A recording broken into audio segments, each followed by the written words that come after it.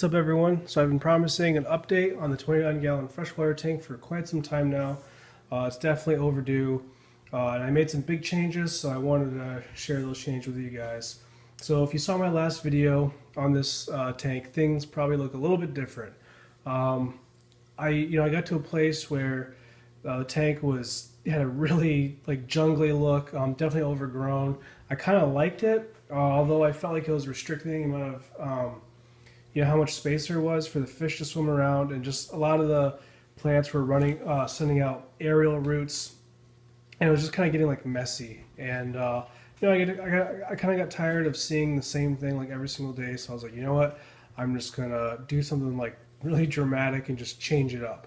And so I was doing the jungle thing for a while, and I was like, well, let me try something a little bit more, minimalist, or just kind of clean and refined. So yanked out, basically the whole back of the tank was, solid stem plants. And I got rid of all of them except for the ludwigia repens, which is now just a couple stems over here. That was this whole area was ludwigia repens all the way to the top. So I ripped all that out, kept a couple stems, and then this rotala indica was, over here, took up about that much space. And I ripped all that out and just left, a couple stems back there. And then of course the was it Cyperus healthy or something like that? I'll annotate it with the actual name. That grass-like plant in the corner, that pretty much stayed where it was.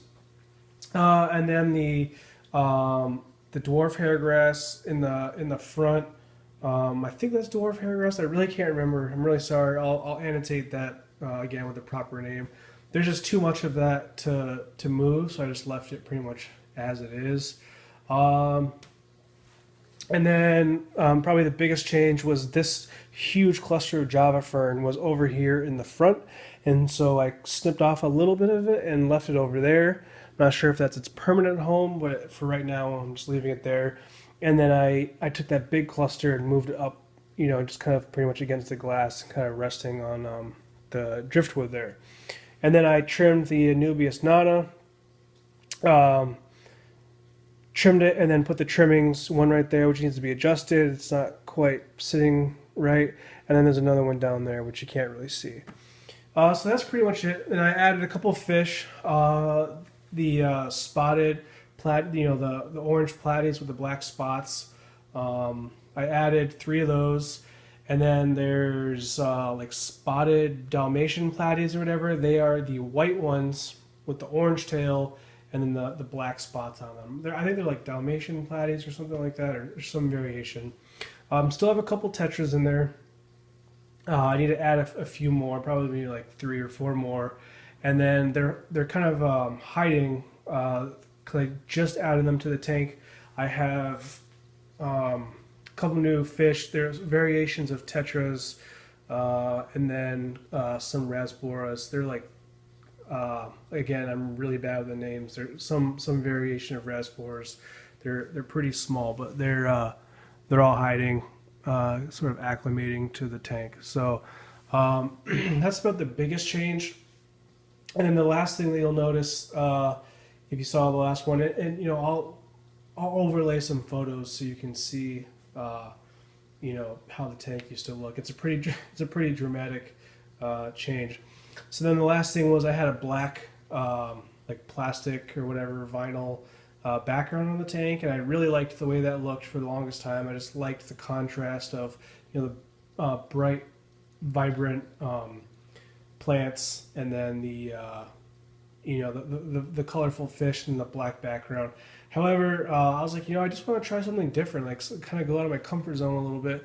So I took that off, and I kind of like the see-through effect. It's just when you're sitting on the couch, just enjoying the tank, it just kind of looks like they're just floating in air, and just gives it a really minimalist sort of, I don't know, it's unique. So I may not leave it this way forever.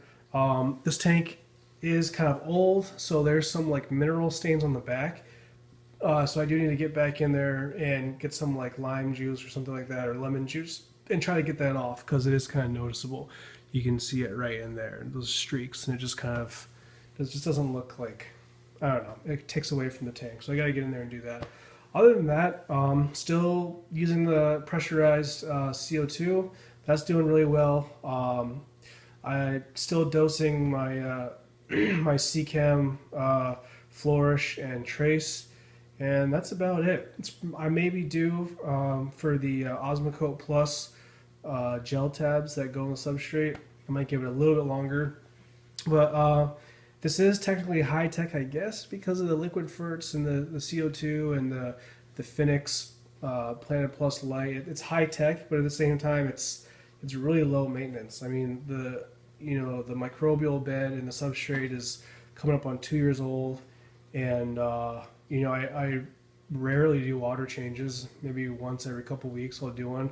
I mostly just top off for evaporation, and I really don't even test my levels anymore. I mean, every once in a great while I'll kind of just be like, I'll just check it, but everything is so stable. It's I really don't even have to mess with the tank at all. I actually had, back when the tank was all jungly and really thick, I had a pleco that died, and was he was back behind the driftwood or somewhere in the thick of the plants, and like a week went by and I was like, I haven't seen the pleco, like, oh, maybe he's just hiding in the shadows or being shy or whatever.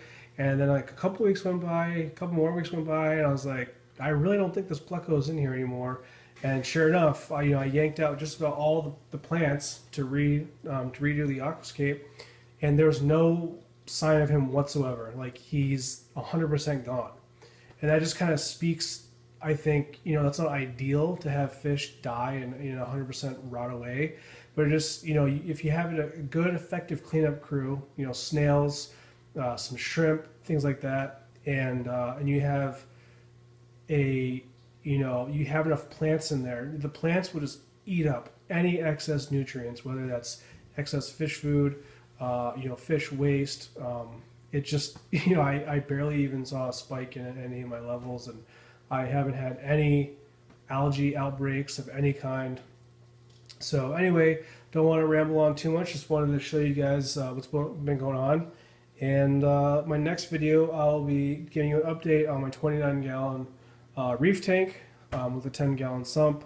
It's been a little while since I did an update on there too. So thank you guys for watching. I always appreciate a thumbs up if you guys like my tank and like the way it looks. If you want to see more videos like this, you can always subscribe. And if you have any questions, leave them in the comment section, and I pretty much respond to every single one, because I don't get that many. So if you have any questions, comments, critiques, whatever, I'd love to hear you guys' input. And like I said, I pretty much respond to everyone. So thank you guys for watching, and I will see you in the next video.